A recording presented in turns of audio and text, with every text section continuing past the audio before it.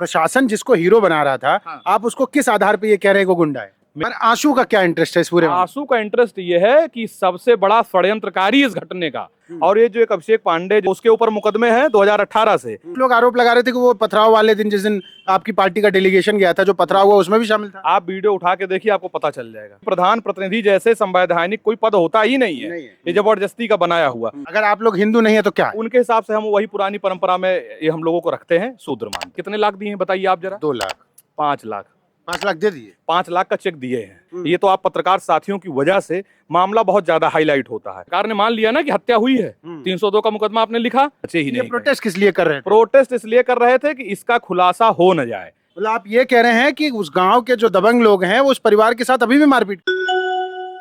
हमारे साथ इंजीनियर संदीप विश्वकर्मा जी हैं। गाजीपुर में जिस विश्वकर्मा समाज की बच्ची की संदिग्ध परिस्थितियों में मौत हुई, जिस पर इतना सारा विवाद खड़ा हुआ है, उस पूरे प्रकरण में संदीप जी एक विसल ब्लोअर के तौर पर देखे गए। इनके पास वो सारे रिकॉर्ड, सारा डेटा, सारे वीडियोज और वो सब कुछ खंगाल डाला इन्होंने, जो न पुलिस खंगाल पाई, न पक्ष और विपक्ष के बाकी सारे लोग। संदीप जी, क्या हुआ था उस प्रकरण में और आपको ये प्रेरणा कहाँ से मिली इतना सारा डेटा खंगालने का? ये एक्चुअली मेरा नाम इंजीनियर संदीप विश्वकर्मा है। तो आप जान रहे हैं कि मैं इंजीनियर के पद पे मैंने कई साल नौकरी किया हूँ। तो मुझे इसका टेक्निकल ग्लिच कहाँ पे हो रहा, टेक्निकल लूप बैक कहाँ हो रहा था, मैंने सोचा कि इसको खंगाला जाए। क्योंकि एक अदने से प्रधान प्रतिनिधि, प्रधान नहीं, जबकि प्रधान प्रतिनिधि जैसे संवैधानिक कोई पद होता ही नहीं है, ये जबरदस्ती का बनाया हुआ। इतना बड़ा गुंडा कैसे हो सकता है कि भीम आर्मी का और जो विश्वकर्मा समाज के लोग गए थे उनको दौड़ा के खदेड़ेगा? तो हमने सोचा, और उसके बाद जब उस पीड़ित परिवार से, तो मैंने उसी दिन बात किया था जिस दिन विवेक यादव पत्रकार जी गए।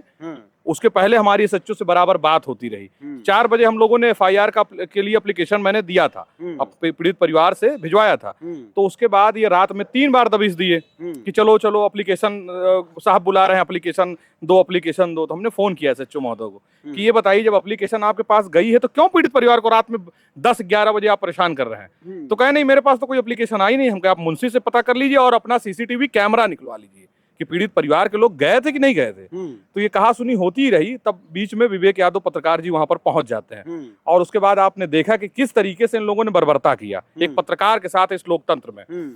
और उसके बाद वो व्यक्ति मेरा फोन, SHO महोदय फोन उठाना बंद कर दिए। दूसरे दिन मैंने फोन किया, तो जब मैंने बात किया सारी चीज, तो सारी चीजें खुल के आने लगी कि इसमें इनका भी बहुत बड़ा हाथ है।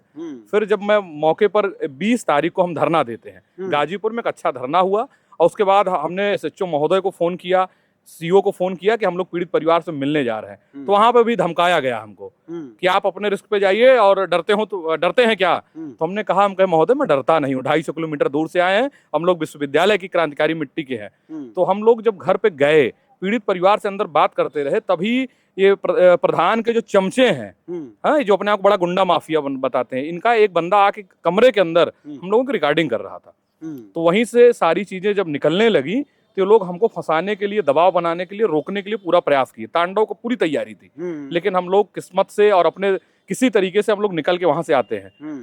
फिर हमने इसका इतिहास पूरा खंगालना चालू किया, क्योंकि हम लोग वकालत परिक्षेत्र से भी हैं, लॉ की पढ़ाई भी हमने करी है।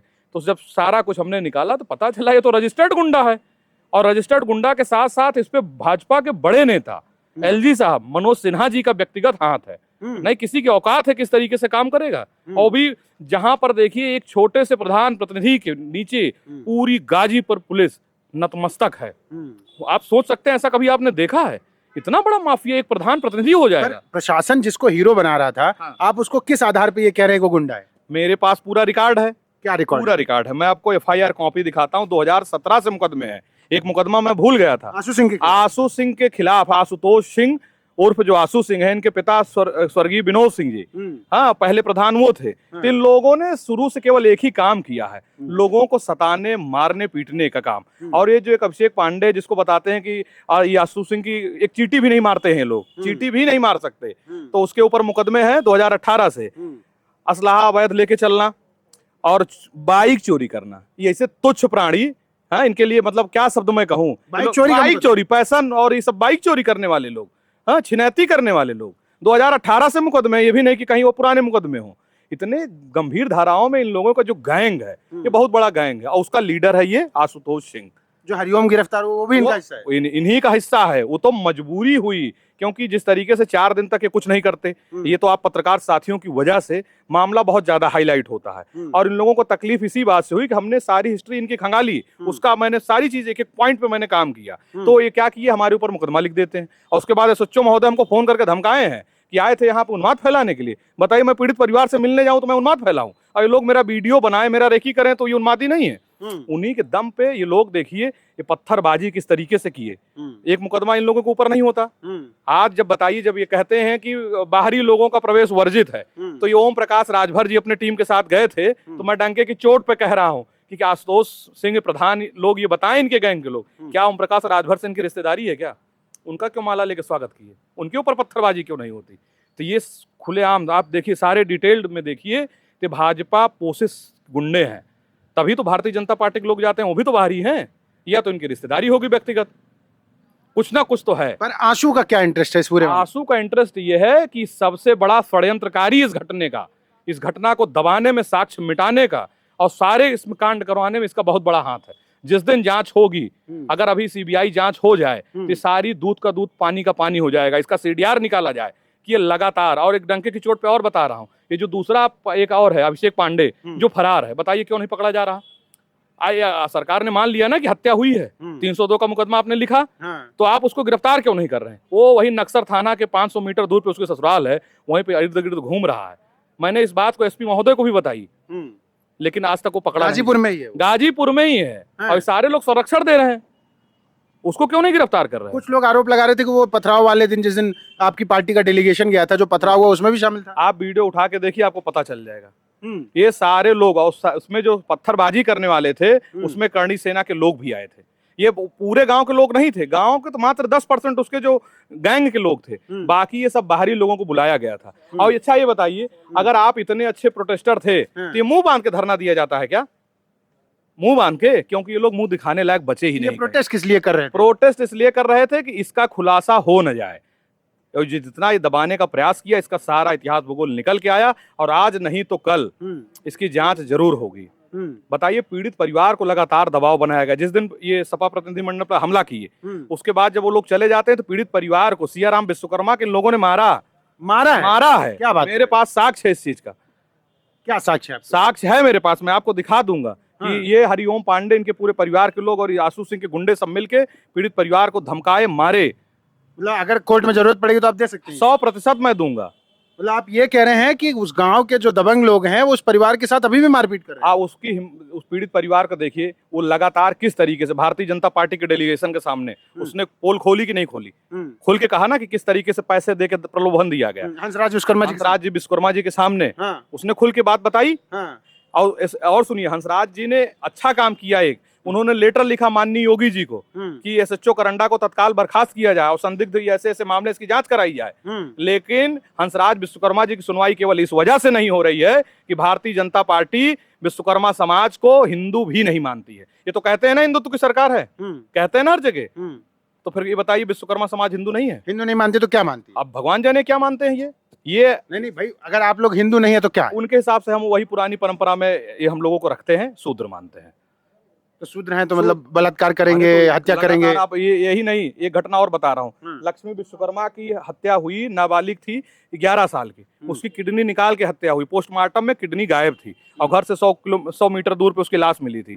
आज तक एक आदमी नहीं पकड़ा गया। मैंने अपने सूत्रों से पता कराया, आज 2 साल की लगभग घटना हो रही है, एफआईआर लग गया है। एफआईआर लगा है, उस बिटिया को न्याय नहीं मिला, उसमें एफआईआर लगाई है पुलिस ने। और वहाँ कौन थे आरोपी? वहां पे आरोपी आज तक पता ही नहीं चला, क्योंकि अगर जहां पे भारतीय जनता पार्टी, अच्छा ये बताइए, एक बिटिया की किडनी निकाल कर हत्या की गई, आज तक उस पर खुलासा क्यों नहीं हुआ? एक गिरफ्तारी नहीं हुई। मैं एक की बात कर रहा हूँ।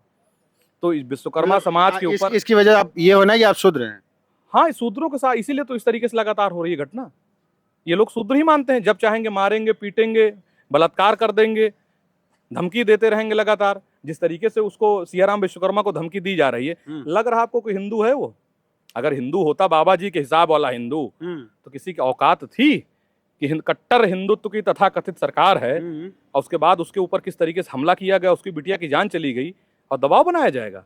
तो ये सब सत्ता संरक्षण है और ये लोग जानबूझ के इस तरीके से कर रहे हैं। और एक चीज मैं और बताऊंगा कि जिस तरीके से इस माहौल में यादव समाज के कार्यकर्ता, नेता, समाजवादी पार्टी के सारे लोगों ने लड़ाई लड़ी, इसके लिए मैं बहुत शुक्रगुजार हूं। और यादव के साथ साथ गोंड लड़े, बिन लड़े, पाल लड़े, यादव तो विलेन है ना, उनके लिए वही देखिए ये क्या कर रहे थे, अभी तक यही प्रोजेक्ट कर रहे थे ना कि यादव हक खा गया, यही कर रहे थे ना अभी तक।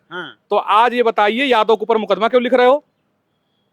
लड़ाई तो यादव ही लड़ रहा है ना। क्यों ठाकुर समाज के लोग क्यों नहीं चले जाते हमारी लड़ाई लड़ने के लिए? ब्राह्मण समाज के लिए क्यों नहीं, जो भाजपा वाले हैं क्यों नहीं जाते हैं लड़े? तो ये आप देखिए यादव के विलन बनाने का काम कर रहे थे, लेकिन पूरे भारत का विश्वकर्मा समाज इस मामले से जागा कि किस तरीके से भारतीय जनता पार्टी, बताइए एमएलसी हैं, प्रधानमंत्री मोदी जी के खास जिलाध्यक्ष हैं 3-3 बार के, बनारस के हंसराज विश्वकर्मा जी, उनके लेटर का संज्ञान लिया गया क्या? और दूसरा, जब इनके समाज के लोग या बाबा के सजाती जो गुंडे हैं तो इसको नहीं पकड़ेंगे, और अगर अभी कोई घटना इनके सजातियों के यहाँ घटती है तो उसको 50 लाख देते हैं, 2 करोड़ देंगे, 1 करोड़ देंगे। अब विश्वकर्मा को क्या दिए हैं बताइए? कितने लाख दिए हैं बताइए आप जरा? 2 लाख, 5 लाख, 5 लाख दे दिए, 5 लाख का चेक दिए हैं। पीड़ित ने बताया और सब 5 लाख दिए। तो ये बताइए, एक तरफ 50 लाख और एक तरफ 5 लाख। अब बताइए आप हमें क्या समझते हैं? समाज को कुछ नहीं समझते ना, तभी तो आप 5 लाख, वो भी कब दिए? जब माननीय राष्ट्रीय अध्यक्ष अखिलेश यादव जी का प्रोटोकॉल जारी होता है। अभी तक तो ये कान में तेल डाल के बैठे थे, तो सारा अभी तक तो मान ही नहीं रहे थे, कह रहे थे कि सुसाइड हुआ, ये फला ढिमका दुनिया भर का। तो 5 लाख रुपया बताइए। पहली बात तो आप संवेदना व्यक्त करने गए ही नहीं थे, आप तो गए थे पीड़ित का मुंह दबाने के लिए कि न्याय के लिए आवाज ना उठा सके। 5 लाख रुपए लेके 5 लाख रुपया लेके चुप हो जाओ। लेकिन उसके बाद आपने देखा जैसे ही ये राजभर जी वगैरह जाते हैं, उसके बाद पीड़ित ने क्या कहा? उसने कहा ना कि मंत्री जी हमें न्याय चाहिए, पैसा नहीं चाहिए। बार बार वो रो रहा है कि हमें न्याय चाहिए। और ये समाजवादी पार्टी के हम लोग बहुत शुक्रगुजार हैं कि विश्वकर्मा समाज की ही नहीं, वो पिछड़े दलित समुदाय की लगातार पीढ़ी की लड़ाई समाजवादी पार्टी लड़ रही है। अभी आप देखिए शिल्पी कुशवाहा का मामला हुआ, आज प्रतापगढ़ में एक बिटिया का बलात्कार करके, दुष्कर्म करके पेड़ में टांग दिया गया, अभी आप देख रहे होंगे। हाँ, तो ये लगातार महिलाओं के साथ और जितने भी महिलाओं के साथ हो रहा है, उसमें अगर निकाल के देखेंगे तो 99% ये पीड़ित समाज के लोग हैं। अच्छा, आपकी पार्टी के 2 विधायकों पर, आपके जिला अध्यक्ष पर, वहाँ के आपके पूर्व मंत्री हैं, उनके ऊपर मुकदमा हो गया, अभी भी आप खुराफात जारी रख रहे हैं, लगातार आप नया नया डेटा निकाल रहे हैं, FIR निकाल रहे हैं, और आपके ऊपर कुछ हो जाएगा फिर? एक मुकदमा तो ऑलरेडी आप झेल रहे हैं। 4 मुकदमा कर दें, 40 कर दें, हमारे ऊपर NSA लगा दें, राष्ट्रीय अध्यक्ष जी का आशीर्वाद है, राष्ट्रीय अध्यक्ष जी के हम लोग सिपाही हैं, ये चाहे जो कर दें। और मैं डंके की चोट पे पुलिस प्रशासन को कह रहा हूं कि आपकी जितनी मनसा है, जितनी क्षमता है, आप अपनी ताकत लगा लीजिए, हम लोग सामाजिक न्याय की लड़ाई जारी रखेंगे, अंतिम सांस तक लड़ेंगे। परिवार को न्याय मिलेगा? परिवार को न्याय आज नहीं तो कल, हम लोग पूरी कोशिश रहेगी। जब तक न्याय नहीं मिलेगा हम लोग चुप नहीं बैठने वाले हैं। ठीक है, ये हमारे साथ इंजीनियर संदीप विश्वकर्मा जी हैं, जो इस पूरे जितना भी पूरा प्रकरण हुआ, पहले दिन से आखिरी दिन तक, आज तक जब हम ये बात कर रहे हैं, तब तक का पूरा हिसाब किताब इनके पास है। उस गांव के उन दबंगों का काला चिट्ठा है जिन्होंने इस पूरे प्रकरण में दबंगई की, परिवार से लेके वहां जाने वाले तमाम जनप्रतिनिधियों को धमकाया और डराया है। इस पूरे प्रकरण पर आप क्या सोचते हैं, जरूर बताइएगा। धन्यवाद।